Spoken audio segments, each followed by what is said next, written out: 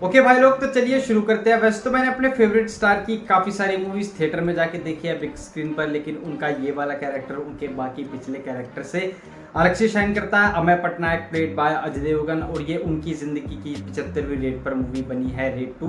तो कैसी है ये मूवी, चलिए बात करते हैं। रेड 2 सीक्वल है अपने पहले पार्ट का, जहां पहले पार्ट में अमेय पटनायक वर्सेस ताऊ जी हमने देखा था, और उस घर में किस तरीके की रेड पड़ी थी, कहां से सोना चांदी पैसा निकाला था, वो सारी चीजें हमें उस मूवी में देखने को मिली थी। तो उसी का ही एक एक्सटेंडेड वर्जन हमें रेड 2 मूवी में देखने को मिलता है, जहां इस बार अमेय पटनायक रेड डालने गया है दादा भैया के घर पे, प्लेड बाय रितेश देशमुख, जो कि एक रिस्पेक्टेड और पावरफुल पॉलिटिशियन भी है, लेकिन साथ ही साथ वो एक समाज सेवी भी है, जो अपनी माँ से भी इंतहा प्यार करता है, और अपनी माँ के ही नाम पर उसने वो पूरा सारा कारोबार खोल रखा है, और लोगों की सेवा करने की आड़ में वो काफी सारा ब्लैक मनी इकट्ठा करता रहता है, तकरीबन 500 करोड़ के आसपास का, जिसकी भनक अमेय पटनायक को लग जाती है, और वो अपना ट्रांसफर करवाकर भुज में चले जाते हैं उसके घर पे रेड मारने के लिए। एंड अमेय पटनायक के बारे में तो हम जानते ही हैं, वो एक ईमानदार इनकम टैक्स ऑफिसर है, जो पावरफुल लोगों के घर पे रेड मारने से बिल्कुल भी नहीं कतराता, और ये उनके जीवन की 75वीं रेड है, जिसे वो दादा भाई के घर पे मारने जाते हैं,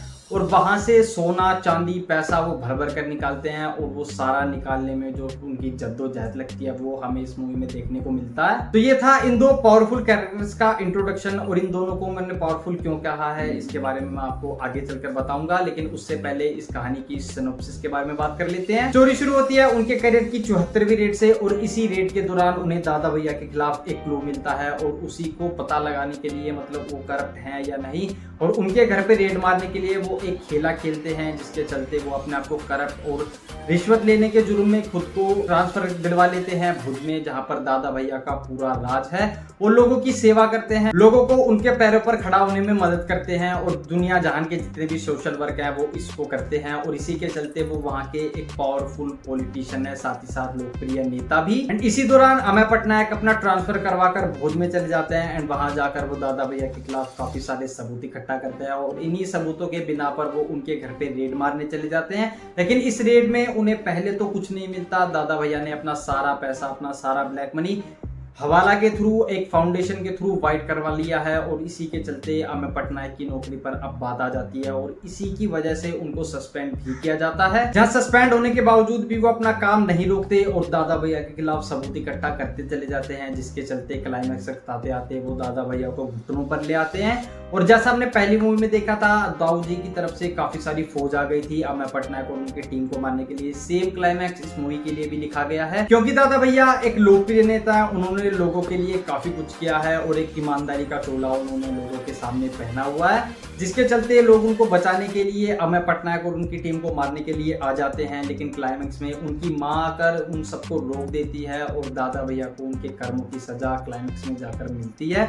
उनका पूरा काला धन अमेय पटनायक और उनकी टीम सीज कर लेते हैं, और उनको जेल में भिजवा देते हैं। ये थी इस मूवी की स्टोरी, एंड इस पूरी स्टोरी को बहुत ही ग्रिपिंग तरीके से प्रेजेंट किया गया है। दादा भैया का पावर, अमेय पटनायक की बेबसी, और पूरा काला धन और उसके पीछे की इन्वेस्टिगेशन हमें इस मूवी में देखने को मिलती है, और इस चीज को काफी बेहतरीन तरीके से प्रेजेंट किया गया है। मतलब आप एक सेकंड के लिए भी बोर फील नहीं करोगे, और फर्स्ट हाफ कब निकल जाएगा आपको पता भी नहीं चलेगा, वो काफी फास्ट पेस पर चलता रहता है। जहां इंटरवल होल्ड एक्सपेक्टेड ही था, लेकिन इंटरवल के बाद ये मूवी और भी तेज रफ्तार से चलती है, और अमेय पटनायक अपनी इन्वेस्टिगेशन जारी रखते हैं, और उस इन्वेस्टिगेशन के दौरान काफी सारे ट्विस्ट एंड टर्न्स हमें देखने को मिलते हैं। एक आध कैरेक्टर का कैमियो भी हमें देखने को मिलता है, जो स्क्रिप्ट की डिमांड के हिसाब से फिट बैठता है, और वो आपको बिल्कुल भी अननेसेसरी फील नहीं होता। जहां बात करूँ ताऊ जी के कैरेक्टर की, तो उनको एक नॉस्टैल्जिया फील कराने के लिए रखा गया, और अमेय पटनायक किस तरीके के ऑफिसर है उस चीज को याद दिलाने के लिए उनका एक कैरेक्टर अलग से शाइन करवाता है। एंड इस चीज का पूरा श्रेय, इस चीज का पूरा क्रेडिट इस मूवी के राइटर को जाता है, जिन्होंने इसकी बेहतरीन राइटिंग के साथ साथ इसको ग्रिपिंग और एंटरटेनिंग बनाए रखा।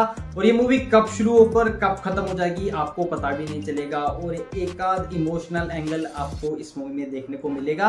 साथ ही साथ ये मूवी एक ह्यूमर को भी कैरी करती है, तो आपको ताऊ जी का कैरेक्टर या फिर जब भी कोई नॉस्टैल्जिया वाला डायलॉग आप सुनोगे तो आपको हंसी जरूर से आएगी। जहां दादा भैया का कैरेक्टर काफी ज्यादा पावरफुल दिखाया गया है, वो चीजों को कैसे मैनिपुलेट कर देता है और अमेय पटनायक की नौकरी पर किस हद तक बात आ जाती है, वो सारी चीजें हमें इस मूवी में देखने में मजा आता है। और दादा भैया वर्सेस अमेय पटनायक मतलब रितेश देशमुख ने जो अपने कैरेक्टर को पकड़ा है और जिस तरीके से उन्होंने दादा भैया का कैरेक्टर पोर्ट्रे किया है वो काफी ज्यादा काबिले तारीफ है। और अमेय पटनायक का कैरेक्टर तो हम जानते हैं वो एकदम रेकलेस और ब्रेव ऑफिसर है, तो उनके कैरेक्टर में वो चीज झलकती है। बात करूं इस मूवी के म्यूजिक की तो आपको जरूर से पसंद आएगा। आपको एज ऑफ द मोमेंट वो म्यूजिक जरूर से देगा बिना किसी मासी एक्शन के। चाहे दादा भैया की पावर दिखानी हो, अमेय पटनायक की इन्वेस्टिगेशन, उन सारी चीजों में, उन सारी सिचुएशन में ये म्यूजिक परफेक्टली ब्लेंड करता है और आपको एक अलग तरीके की वाइब देता है। आप अंदर से क्यूरियस हो जाते हो कि अब आगे क्या होगा, अमेय पटनायक का नेक्स्ट मूव क्या होगा और इस पर दादा भैया कैसे रिएक्ट करेंगे। वो सारी चीजें देखने में ये म्यूजिक आपके एक्सपीरियंस को दुगना कर देता है। एंड मूवी के गाने हम सुनी चुके हैं। तमन्ना भाटिया का वो आइटम सॉन्ग इंटरमिशन के बाद आता है एंड उस सॉन्ग को आप काफी ज्यादा एंजॉय करोगे एंड नो डाउट वो काफी ज्यादा खूबसूरत लग रही थी। एंड उनका डांस देखकर आप एकदम राजा महाराजा वाली फील लोगे कि हाँ एक स्वर्ग की अप्सरा आपके आगे नृत्य कर रही है और आप मजे से बैठकर उस चीज को एंजॉय कर रहे हो। जब बात करूं मूवी के डायरेक्शन की तो राजकुमार गुप्ता ने नो डाउट काफी अच्छा काम किया है और दो पावरफुल कैरेक्टर्स को कैसे इंट्रोड्यूस करना है, अलग अलग एंट्री प्रोवाइड करवानी है और उनके कैरेक्टर्स को दो डिफ्रेंशिएशन करके दिखाना है, वो उन्होंने बखूबी तरीके से दिखाया है। और अजय देवगन और रितेश देशमुख से किस तरीके की परफॉर्मेंस वो चाहते थे वो उनके डायरेक्शन में झलक कर आती है। और अजय देवगन के कैरेक्टर को लेकर मैं एक बात कहना चाहूंगा कि उनका जो पिछली मूवी का कैरेक्टर था अमेय पटनायक, उसको कैरेक्टर को देखने में आपको बिल्कुल भी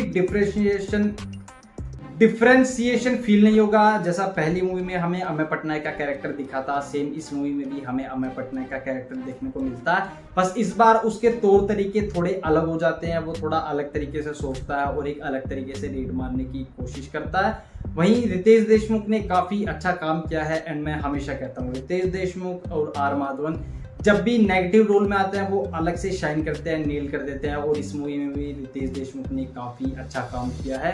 दादा भैया का कैरेक्टर आपको ऐसा लगेगा कि हाँ ये बंदा थोड़ा अच्छा भी है लेकिन साथ ही साथ ये बंदा बुरा भी है और इसके साथ ऐसा ही होना चाहिए। साथ ही साथ इस मूवी की मेन लीड कैरेक्टर वानी कपूर जिन्होंने अमेय पटनायक सर की बीवी का रोल प्ले किया है, तो उनके हिस्से में जितना भी स्क्रीन टाइम आया, उनके हिस्से का जितना भी रोल था उन्होंने उसको अच्छे तरीके से जस्टिफिकेशन देते हुए स्क्रीन पर प्रेजेंट किया है। और क्लाइमैक्स में उनका एक इम्पोर्टेंट कैरेक्टर भी है, ये हमें मूवी में देखने को मिल जाता, तो वो एमए मूवी में नहीं ली गई थी और उनके हिस्से में जितना भी काम आया उन्होंने उसको फेयर इनफ तरीके से प्रेजेंट किया और अपने काम के साथ उन्होंने पूरा जस्टिस किया। एंड जितने भी सपोर्टिंग कैरेक्टर है उन सभी ने अच्छा काम किया है। कोई भी कैरेक्टर आपको अननेसेसरी या फिर अनोइंग फील नहीं होगा और हर एक कैरेक्टर को शाइन करवाया गया है और जितने भी सपोर्टिंग एक्टर है उनके साथ जस्टिस किया गया है। ओवरऑल रेड 2 मूवी मेरे लिए अच्छी रही। उस मूवी को देखने का, उस मूवी को बड़े पर्दे पर देखने का मेरा एक्सपीरियंस बेहतरीन रहा और मेरा पैसा बिल्कुल भी वेस्ट नहीं हुआ, वो पूरी तरीके से वसूल हो गया। मूवी आपको एंटरटेनमेंट जरूर से प्रोवाइड करेगी और आपका पैसा बिल्कुल भी वेस्ट नहीं होगा, इस बात की मैं पूरी गारंटी लेता हूँ। और हाँ, आप ये बोल सकते हो कि मैं अजय देवगन सर का फैन हूँ, मैं उनके लिए थोड़ा सा बायस्ड रहता हूँ, लेकिन ऑनेस्टली उनका काम आपको पसंद आएगा, इस मूवी की स्टोरी आपको पसंद आएगी, इस मूवी का प्रेजेंटेशन आपको पसंद आएगा और रितेश देशमुख आपके दिल में घर कर जाएंगे। तो ये सारी बातें इस मूवी के लिए थी मेरे दिमाग में, वो मैंने आपको बता दी। अब मैं आपसे जानना चाहूंगा कि अगर आपने ये मूवी देख लिया तो कैसे लगी, वो कमेंट में जरूर से बता देना। कमेंट बॉक्स खुला है, फ्री है, तो फटाफट से शुरू हो जाओ।